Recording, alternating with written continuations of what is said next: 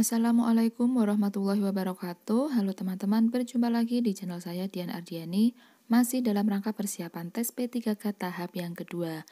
Nah teman-teman, meskipun sampai saat ini waktu yang pasti kapan pelaksanaan seleksi yang kedua ini belum keluar, tapi teman-teman ayo jangan putus untuk mempersiapkan diri. Jadi teruslah terus-menerus untuk belajar mempersiapkan diri supaya apa? Supaya nanti ketika sudah dirilis jadwal pastinya teman-teman sudah semakin siap tentunya. Nah, pada video kali ini saya akan menyampaikan beberapa latihan soal terutama untuk P3K PGSD yang part ke-6. Untuk part-part sebelumnya, teman-teman bisa klik menu video, di situ sudah ada banyak video pembahasan soal saya yang sebelumnya. Semoga video-video ini bisa menjadi teman belajar bagi teman-teman dalam mempersiapkan tes P3K tahap yang kedua ini ya. Oke, langsung saja kita mulai dari soal yang pertama. Perhatikan penampang mata di samping. Penderita glaukoma mengalami rasa sakit karena mengalami peningkatan tekanan pada bagian titik-titik. Nah, untuk menjawab soal ini, teman-teman berarti harus tahu dulu apa itu glaukoma. Kemudian teman-teman juga harus tahu nama bagian-bagian dari mata, gitu. Oke, yang pertama kita lihat dulu apa yang dimaksud dengan glaukoma. Ini sudah saya tuliskan di sini. Jadi glaukoma itu merupakan kerusakan saraf mata akibat meningkatnya tekanan pada bola mata. Saya garis bawah ya. Meningkatnya tekanan pada bola mata. Nah, meningkatnya tekanan bola mata ini terjadi akibat gangguan pada sistem aliran cairan mata. Saya garis bawah lagi. Akibat gangguan pada sistem aliran cairan mata. Seseorang yang menderita kondisi ini dapat merasakan gejala berupa gangguan penglihatan, nyeri pada mata, hingga sakit kepala.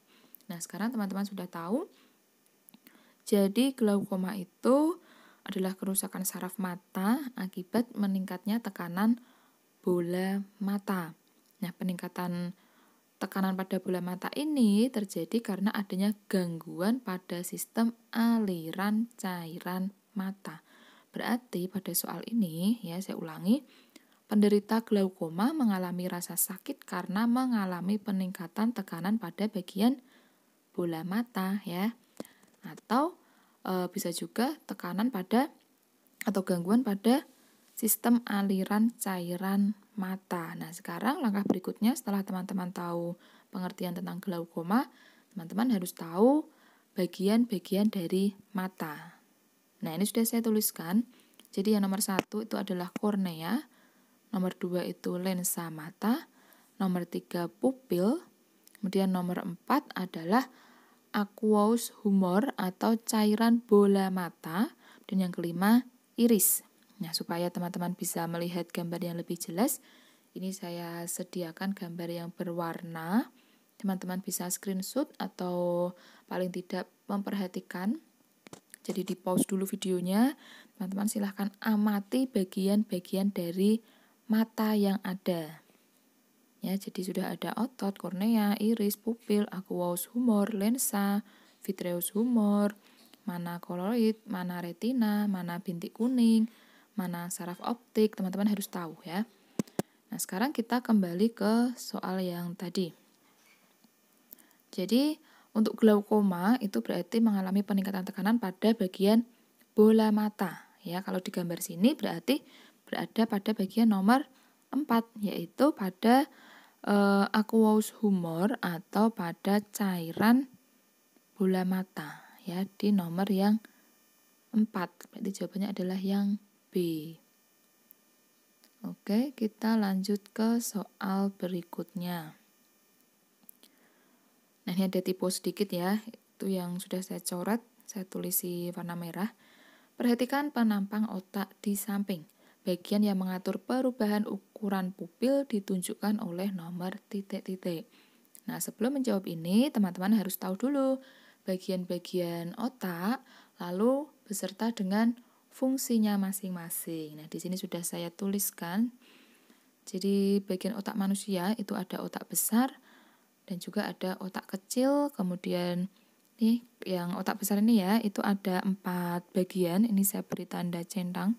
Satu, ini namanya frontal lobe atau sering juga disebut dengan lobus frontalis. Kemudian ada yang kedua yaitu parietal lobe atau sering disebut dengan lobus parietalis. Dan yang ketiga ada occipital lobe atau sering disebut dengan lobus occipitalis. Kemudian yang keempat, di bagian dari otak besar adalah temporal lobe atau yang saya centang ini ya, atau sering juga disebut dengan lobus temporalis. Selain itu ada juga bagian otak kecil ini yang di belakang ini ya. Kemudian selanjutnya setelah teman-teman tahu nama bagian-bagian otaknya, maka teman-teman juga harus tahu fungsinya masing-masing. Di sini sudah saya tuliskan. Jadi tadi sudah kita lihat ya, di bagian otak besar atau sering disebut dengan cerebrum itu merupakan bagian otak terbesar yang menjadi pusat aktivitas tubuh kita. Nah, otak besar ini dibagi menjadi 4 lobus, yaitu yang pertama lobus frontalis. Lobus frontalis ini berfungsi sebagai pusat pengendalian gerak otot motorik. Dan yang kedua ada lobus temporalis. Lobus temporalis berfungsi sebagai pusat indera pendengaran. Dan yang ketiga ada lobus parietalis, berfungsi sebagai indera perabaan, perasa sakit, dan indera pengecap. Kemudian lobus occipitalis berfungsi sebagai indera penglihatan dan juga membaca. Kemudian yang berikutnya adalah otak kecil atau sering disebut dengan cerebellum. Nah, cerebellum ini berfungsi untuk mengkoordinasikan kerja otot dan juga sebagai fungsi keseimbangan tubuh.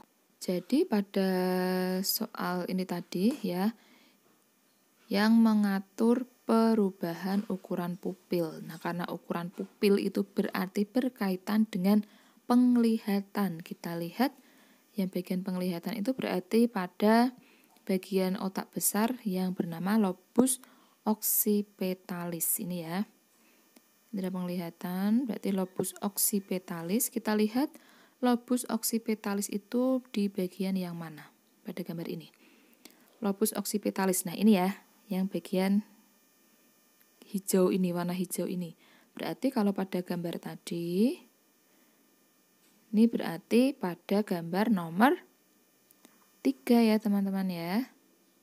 Jadi jawabannya adalah yang B.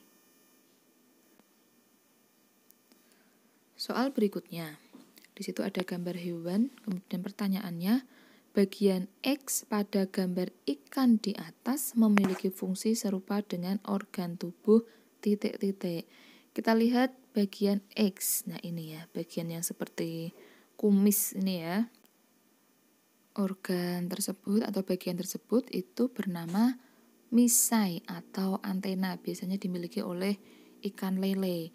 Nah, misai atau antena itu berfungsi sebagai alat peraba saat lele bergerak atau saat mencari makan, sehingga lele mampu mengenali mangsanya.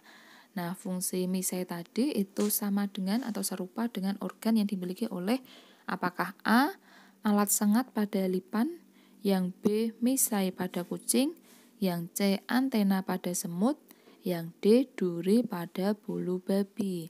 Nah, yang paling tepat yang fungsinya serupa adalah yang B ya teman-teman ya, misai pada kucing. Jadi fungsinya untuk mengenali mangsanya. Oke, kita lanjut ke soal berikutnya. Burung wiwik kelabu atau nama ilmiahnya Sacomantis merulinus adalah jenis burung yang enggan membuat sarang sendiri. Burung wiwik kelabu memanfaatkan sarang burung lain untuk meletakkan telurnya dengan cara membuang telur burung lain tersebut. Di dalam dunia ekologi, fenomena itu dapat disebut dengan simbiosis titik-titik. Nah, jadi burung wiwik kelabu ini dia memanfaatkan sarang burung lain untuk meletakkan telurnya. Jadi ada sarang burung lain.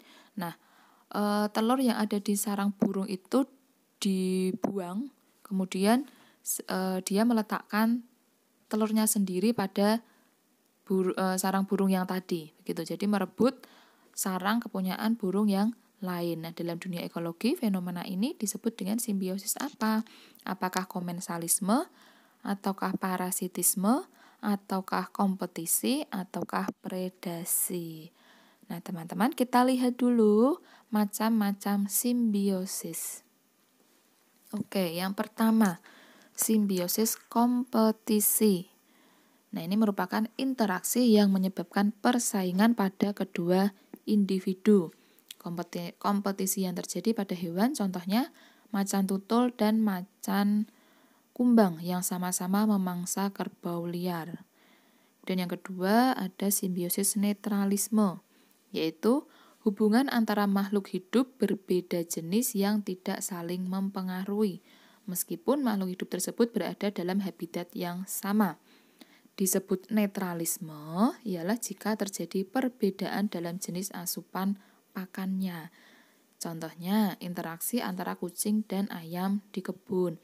Jadi meskipun kucing dan ayam ini habitatnya di satu tempat yang sama, dikatakan hubungannya termasuk hubungan yang netralisme karena keduanya berbeda jenis dan juga berbeda jenis makanannya. Jadi tidak ada kaitannya keduanya ya di dalam hal makanan gitu. Dan yang ketiga, simbiosisnya adalah predasi. Predasi ini merupakan interaksi predator dan mangsanya. Contoh predasi yaitu hubungan antara serigala dan kambing. Kemudian yang berikutnya ada antibiosis. Antibiosis ini merupakan interaksi antar makhluk hidup di mana salah satu makhluk hidup mengeluarkan zat antibiotik yang dapat membahayakan makhluk hidup yang lainnya. Contohnya interaksi antara jamur penicillium dengan mikroorganisme lainnya. Gitu. Kemudian yang selanjutnya ada simbiosis mutualisme. Ini teman-teman pasti sudah tahu semua. Jadi interaksi antara dua individu yang saling menguntungkan kedua belah pihak. Kemudian komensalisme itu interaksi antara dua individu yang menguntungkan salah satu pihak, namun pihak yang lain tidak dirugikan maupun diuntungkan. Dan parasitisme yaitu adalah interaksi antara dua makhluk hidup yang menguntungkan salah satu organisme, tapi organisme yang satunya dirugikan. Untuk mutualisme, komensalisme, parasitisme ini teman-teman pasti sudah tidak asing lagi ya. Oke, berarti pada soal yang tadi, ini burung wiwik yang merebut sarang burung lain, itu berarti termasuk yang mana teman-teman kalau berdasarkan uraian penjelasan dan contoh simbiosis yang ini tadi? Apakah termasuk simbiosis komensalisme, ataukah parasitisme, ataukah kompetisi, atau predasi? Yang paling tepat adalah yang C ya, kompetisi. Kita ulangi sekali lagi. Jadi kompetisi, ini yang bagian pertama, itu adalah interaksi yang menyebabkan persaingan pada kedua individu. Nah, untuk kasus burung wiwik kelabu ini, berarti interaksinya merupakan interaksi kompetisi karena memperebutkan habitat hidup ya. Jadi saling memperebutkan habitat hidup berarti masuk ke simbiosis kompetisi. Oke, kita lanjut ke soal berikutnya. Berdasarkan daftar nama-nama penyakit di samping, berapa jumlah penyakit yang disebabkan oleh bakteri? Kita lihat dari 8 penyakit ini, manakah yang disebabkan oleh bakteri? Sekarang kita cek satu persatu dari yang paling atas, tuberkulosis atau kita sering menyebutnya dengan TBC. Nah, TBC ini disebabkan oleh bakteri yang disebut dengan bakteri Mycobacterium tuberculosis. Jadi ini yang pertama karena bakteri, dan yang kedua herpes. Untuk herpes ini disebabkan oleh virus ya. Nama virusnya adalah Varicella zoster. Virus ini juga menjadi penyebab cacar air. Dan lanjut yang ketiga, parotitis. Parotitis ini sering juga disebut dengan gondongan. Ini terjadi karena akibat infeksi virus. Nama virusnya adalah paramisovirus. Kemudian yang berikutnya, yang keempat, toksoplasmosis. Untuk toksoplasmosis ini disebabkan karena adanya parasit yang masuk ke dalam tubuh manusia. Nama parasitnya adalah toksoplasma. Jadi ini juga bukan bakteri. Kemudian yang kelima, tetanus. Nah, tetanus ini disebabkan oleh bakteri. Jadi tetanus ini disebabkan oleh bakteri yang bernama Clostridium tetani. Bisa centang ya, tetanus. Dan yang berikutnya ada filariasis. Nah, filariasis ini penyakit yang disebabkan oleh cacing. Gitu. Dan yang berikutnya ada kusta. Untuk kusta itu disebabkan karena bakteri ya teman-teman. Jadi kusta atau sering disebut dengan lepra itu disebabkan oleh bakteri yang bernama Mycobacterium leprae. Jadi ini saya centang juga. Dan yang terakhir ada Ebola. Nah, kalau Ebola disebabkan oleh virus, yaitu virus Ebola. Jadi dari 8 penyakit ini yang disebabkan oleh bakteri ada 3, yaitu tuberkulosis, tetanus, dan kusta, yang A. Sedangkan yang disebabkan oleh virus itu adalah parotitis, herpes, dan Ebola.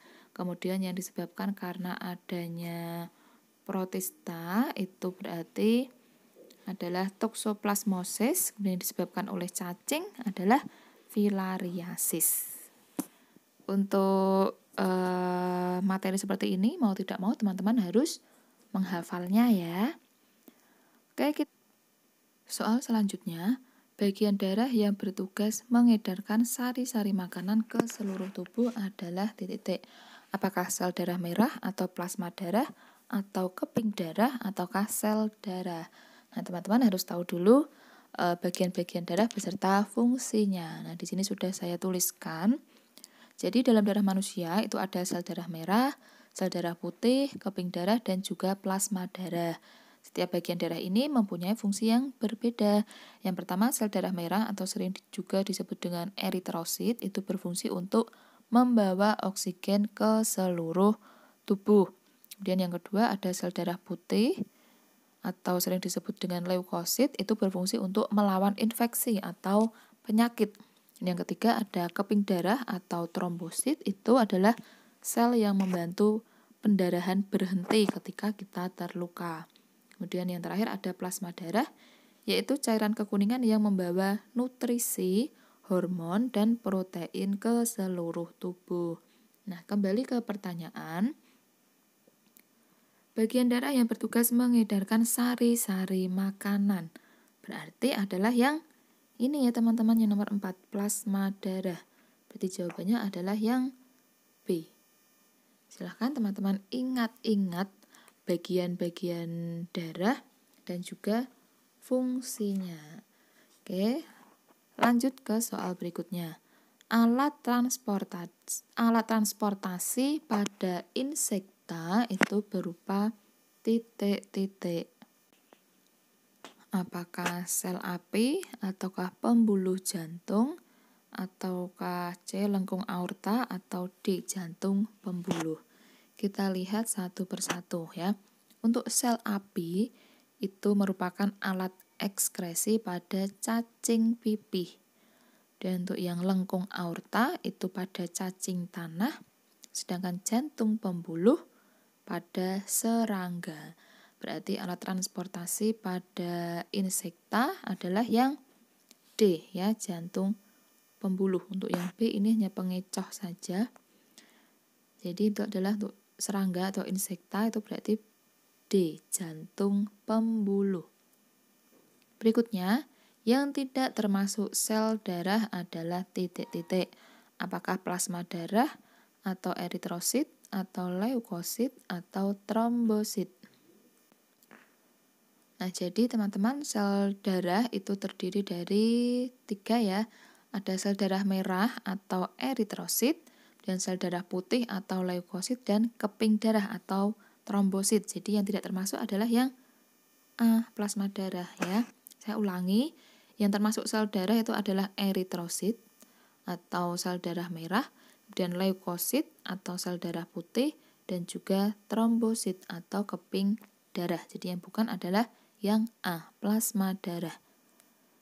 Selanjutnya, fungsi leukosit dalam tubuh adalah titik-titik. Apakah A sebagai pengikat oksigen, B pembeku darah pada luka, C penghasil antibodi untuk membunuh kuman, D pengangkut urea dari hati. Sekarang kita lihat, tadi sudah dituliskan ya, kita lihat sekali lagi.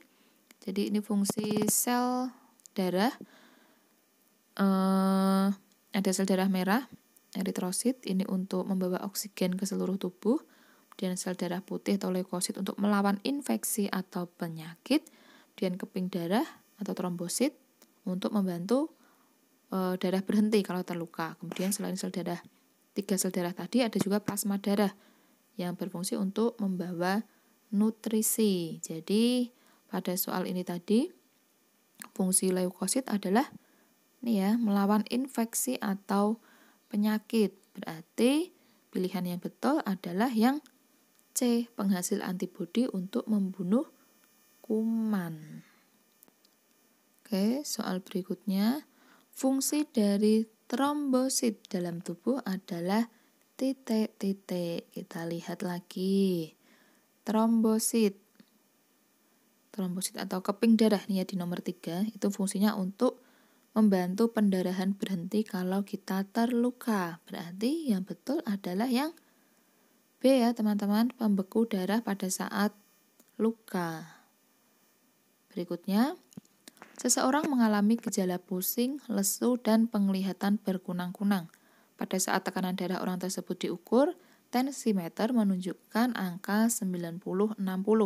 Berdasarkan pengukuran tekanan darahnya, kemungkinan orang tersebut menderita penyakit titik-titik. Nah, bagi orang yang normal itu tekanan darahnya adalah 120/80 biasanya ya. Untuk yang tekanan darahnya 90/60 berarti menunjukkan kalau orang tersebut memiliki tekanan darah yang rendah atau disebut juga dengan B, hipotensi. Itu tadi teman-teman beberapa contoh latihan soal untuk persiapan tes P3K tahap yang kedua.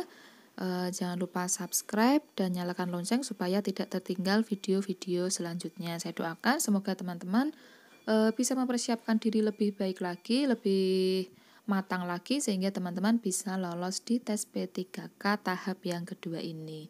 Semangat ya teman-teman, sampai jumpa di video-video selanjutnya.